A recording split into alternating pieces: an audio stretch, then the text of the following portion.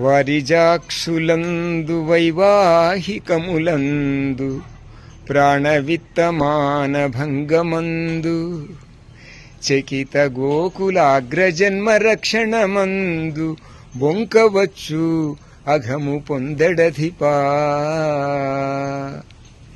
సత్యం మాట్లాడాలి, అసత్యం పాపంతో సమానం అని చెప్పిన మన పెద్దవాళ్లే ఆపద్ధర్మంగా కొన్ని సందర్భాల్లో అబద్ధం ఆడవచ్చు అని చెప్పారు.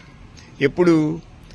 ఆడవాళ్ళ దగ్గర కానీ, వివాహాల సందర్భంగా కానీ, ధనము, మానము, ప్రాణము కాపాడుకోవాల్సినటువంటి సందర్భంలో కానీ, స్త్రీలను, ఆవులను, మనకంటే పెద్దవాళ్లను కాపాడుకునేటటువంటి సందర్భంలో కూడా అబద్ధమాడవచ్చు, పాపం కాదు అని చెప్పారు.